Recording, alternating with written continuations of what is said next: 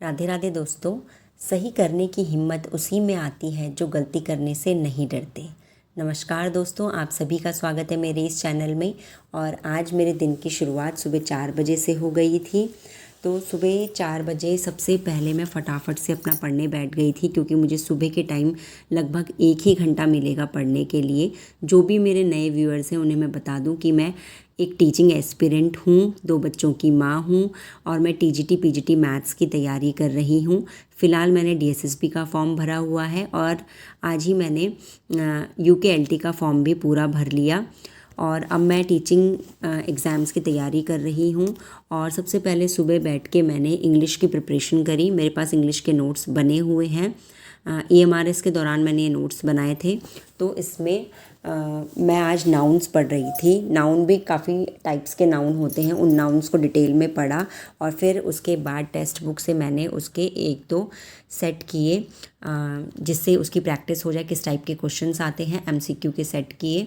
हमेशा जो भी टॉपिक आप करेंगे तो उससे रिलेटेड एक MCQ ज़रूर करिएगा। अगर आपके पास टेक्स्ट बुक नहीं है तो आप नेट में भी जो भी टॉपिक आपने किया है, फॉर एग्ज़ाम्पल आपने नाउन किया है तो आप गूगल में डालेंगे कि MCQ बेस्ड ऑन नाउन, और उसके साथ ही आप डालेंगे फॉर कंपटीशन, तो आपको कोई ना कोई MCQ ज़रूर मिल जाएगा और आप उसको 10-20 क्वेश्चंस जो भी उसमें होते हैं प्रैक्टिस के लिए बहुत हेल्पफुल हैं। तो साथ ही साथ आपको पता चल जाएगा कि जो आपने प्रिपरेशन की है वो प्रिपरेशन किस हद तक आपकी हुई है, आपने अच्छा रिज़ल्ट आया या नहीं आया है। और अगर नहीं आया है दैट मीन्स प्रिपरेशन अभी पूरी नहीं है। उस टॉपिक को दोबारा पढ़िए, दोबारा दीजिए। एटलीस्ट आपके 70-80% मार्क्स तो आने चाहिए जो भी आप MCQ देंगे उसमें। तो यही स्ट्रैटेजी मेरी रहती है और सिर्फ यही आप सभी से कहूँगी कि आप कभी भी ना मेहनत करने से मत डरिए। सिर्फ़ और सिर्फ एकमात्र विकल्प जो है ना सक्सेस का, वो सिर्फ़ और सिर्फ मेहनत है। मेहनत करने के अलावा हमारे पास कोई भी रास्ता नहीं है, कोई भी शॉर्टकट नहीं है। किसी भी चीज़ का कोई भी शॉर्टकट नहीं होता है कि कोई भी आपको कुछ भी घोल के नहीं पिला सकता है। आप सोचेंगे कि वो कोचिंग सेंटर ज्वाइन कर लेते हैं, इसका परचेज़ कर लेते हैं, कोई भी ऑनलाइन कोर्स परचेज़ कर लेते हैं, क्या गारंटी है क्या नहीं है। आप सब यही पूछते रहते हैं एक दूसरे से और कोई ना कोई ऑनलाइन कोर्स ज्वाइन कर भी लेते हैं और उसके बाद फिर कुछ ना कुछ प्रॉब्लम आती है। तो सिर्फ मैं यही कहूँगी, देखो मेहनत करनी पड़ेगी। आप ऑनलाइन कोर्स परचेज़ कीजिए, आप सेल्फ स्टडी कीजिए, कैसे भी कीजिए, आपको मेहनत तो करनी ही पड़ेगी। बिना मेहनत के कोई भी आपको सफल नहीं बना सकता है। चाहे वो वर्ल्ड का टॉप नंबर 1 एजुकेटर भी आपको एजुकेट करेगा तो भी आपको मेहनत आपकी ही होगी।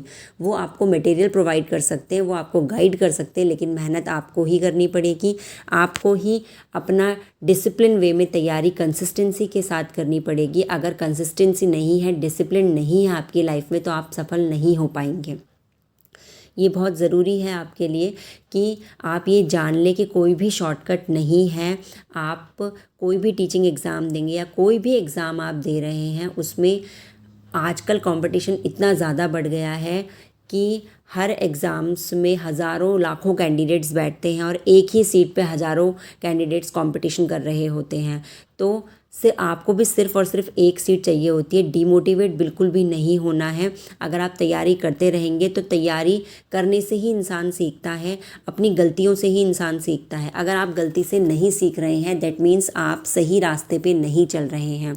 मैंने अभी EMRS का एग्ज़ाम दिया था, उसमें मैंने क्या क्या गलतियाँ की वो सब मैंने एनालाइज़ की, समझा कि क्या ऐसी चीज़ें थी जो मेरे को नहीं करनी चाहिए थी। मैं चाहूँगी कि आप भी ऐसी गलती बिल्कुल भी ना करें, क्योंकि मैंने क्या किया, मैं बहुत लिख लिख के नोट्स बनाए, लेकिन इतना क्विक टाइम की कमी मेरे पास होने के कारण, क्योंकि हाउसवाइफ हूँ, बच्चे संभालने हैं, टाइम की कमी हो जाती है, तो उस वजह से वो नोट्स प्रॉपरली मैं थॉरोली अच्छे से पढ़ नहीं पाई। और एग्ज़ाम्स में जाके कई क्वेश्चंस ऐसे थे जो मेरे नोट्स से आए थे लेकिन मुझे अच्छे से याद नहीं थे। तो ये गलती आपको नहीं करनी है। आपको टाइम टू टाइम रिवीजन करना है। जितना आप पढ़ें वो अच्छे से आपको आना चाहिए। ये नहीं कि आपने जहान की चीज़ें ले ली, ब्रह्मांड निकाल लिया, लेकिन आधा आपको कुछ भी नहीं है। बोलते हैं ना, खोदा पहाड़ निकली चूहियाँ, कि पहाड़ के बराबर आपने सब कुछ लिख लिया, कर लिया, लेकिन आपको आता कुछ भी नहीं है। तो वो काम आपको बिल्कुल भी नहीं करना है। देखिए, प्रॉब्लम्स आपकी लाइफ में ज़रूर आएंगी। आजकल मेरी लाइफ भी बहुत ज़्यादा बिज़ी हो गई है। मेरी बेटी ने स्कूल ज्वाइन कर लिया है, तो फर्स्ट डे उसका आज स्कूल का था। तो अब सुबह के टाइम पे मैं इतना टाइम नहीं दे पाऊँगी स्टडीज़ को, क्योंकि सुबह 5 सवा 5 बजे से ही मुझे तैयारियां शुरू करनी पड़ती है। 7:45 बजे के आसपास मेरी बेटी की वैन आती है, तो मुझे तब तक उसको लंच वंच बना के उसको नहला धुला के रेडी करना होता है। और साथ ही मोस्टली मैं यही सोचती हूँ कि किचन में मैं नहा धो के ही जाऊँ, और अगर मैं नहा धो के जाऊँगी तो उससे पहले मुझे अपना झाड़ू पोछा वगैरह करना होता है। तो क्योंकि नहाने के बाद मैं झाड़ू पोछा नहीं करती हूँ, तो इसलिए यही रहता है कि जितना मैं मोस्टली चांसेस यही होते हैं कि मैं किचन में नहा धो के ही जाऊँ, क्योंकि उसके बाद मेरे को, अगर मेरी बेटी 7:45 बजे जा रही है तो उसके बाद मेरे को झाड़ू पोछा करने का टाइम नहीं मिलेगा। मेरा बेटा उठ जाता है, और आपको पता ही है जब छोटे बच्चे उठ जाते हैं तो उनके साथ पॉसिबल नहीं होता है साफ़ सफाई करना। तो बस वही सबसे पहले 5 सवा 5 बजे से मैं लग जाती हूँ। अपना झाड़ू पोछा निपटाने के बाद मैं किचन में आती हूँ, और मुझे 7:45 बजे तक अपनी बेटी का लंच भी रेडी करना होता है। और 6:45 के आसपास मैं जो उसे उठाती हूँ, और उठाने के बाद फिर उसे नहला धुला के तैयार भी करना होता है। तो बहुत ज़्यादा शेड्यूल जो हो गया ना, वो बिज़ी हो गया है। पहले स्कूल नहीं थे तो बच्चे आराम से उठते थे 9 बजे तक, 8 बजे तक, 9 बजे तक। तो मैं सुबह के टाइम आराम से कभी 2 घंटे, कभी 2.5 घंटे, और जल्दी उठ जाऊँ अगर 3 बजे, 3:30 बजे, तो 3-3 घंटे भी मैं निकाल लेती थी पढ़ने के लिए। तो वो टाइम अब मुझे नहीं मिल पाएगा। तो समस्याएं जीवन में आती ही हैं, और अगर आप किसी समस्या से जूझ रहे हैं ना, तो सॉल्यूशन भी सिर्फ़ और सिर्फ आपके पास है। कभी भी ये मत सोचिए कि कैसे होगा, क्या होगा। अगर आपने कुछ भी काम मन से करने की ठान ली है, तो भगवान भी उसमें आपका साथ देंगे कि ये बंदा इतनी मुसीबतों के बावजूद भी आगे बढ़ने की कोशिश कर रहा है, तो क्यों इसे पीछे हटाया जाए। इसकी कोशिशें सफल बनानी चाहिए। और गलती होंगी, एक बार नहीं, 2 बार नहीं, 4 बार नहीं, 50 बार गलतियाँ होंगी, लेकिन गलतियों से आपको सीखना है। ये नहीं सोचना है कि आज मैं तैयारी कर रही हूँ तो अगले 2 महीने बाद क्या मेरा रिज़ल्ट सही होगा, मेरा एग्ज़ाम निकल जाएगा। देखिए, रिज़ल्ट की टेंशन तो आप लीजिए ही मत ना। रिज़ल्ट, फेलियर, ये सब चीज़ें आप भगवान के ऊपर छोड़ दीजिए। आप सिर्फ और सिर्फ अपना कर्म कीजिए। भगवान श्री कृष्ण ने भी कहा है, आप सभी को पता होगा ये बात। ये जो श्लोक है हम बचपन से किताबों में पढ़ते आ रहे हैं कि आप सिर्फ और सिर्फ कर्म कीजिए, फल की चिंता मत कीजिए। तो आप सिर्फ अपना कर्म कीजिए। आपका कर्म सिर्फ और सिर्फ पढ़ाई करना है, मेहनत करना है। जिस भी फील्ड में आप जाना चाहते हैं, जो भी काम आप करना चाहते हैं, ज़रूरी नहीं है पढ़ाई, आप कुछ और करना चाहते हैं, जो काम आप करना चाहिए उसे पूरी शिद्दत से कीजिए, मन लगा के कीजिए, अपना 100% उसके अंदर डाल दीजिए आप। कई बार कमेंट्स आते हैं व्यूअर्स के कि मैं सुबह नहीं उठ पाती हूँ, या मुझे प्रॉब्लम होती है, कैसे करें, हमें नींद आती है।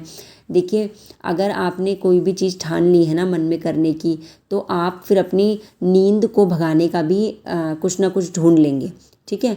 लेकिन अगर आप सो गए, और आपको पता है हाउसवाइफ के पास एक ही विकल्प है कि वो अपनी नींद कम करने के बाद जो टाइम निकालेगी वो अपने लिए निकाल सकती है, अपने सपनों को पूरा करने के लिए निकाल सकती है।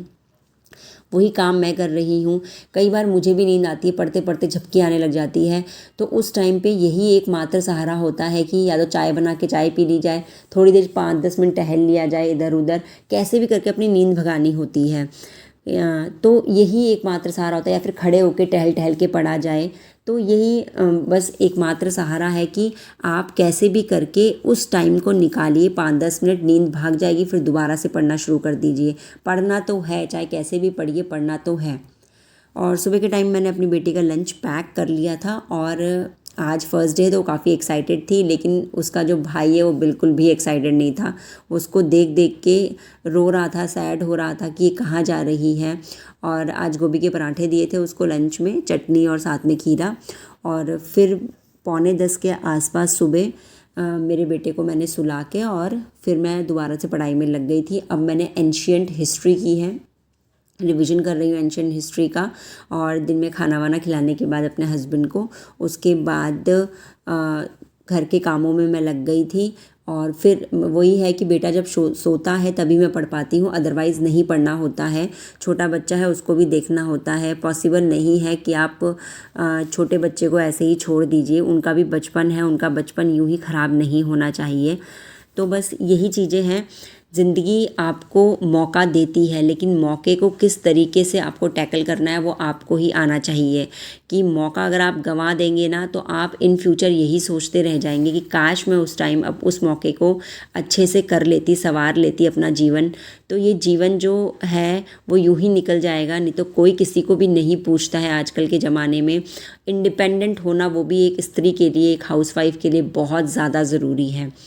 और रही बात जनरल इंग्लिश कहाँ से करें, तो जनरल इंग्लिश के लिए आप देख रहे हैं मैंने नोट्स बनाए हुए हैं, एक्टिव, पैसिव, डायरेक्ट, इनडायरेक्ट।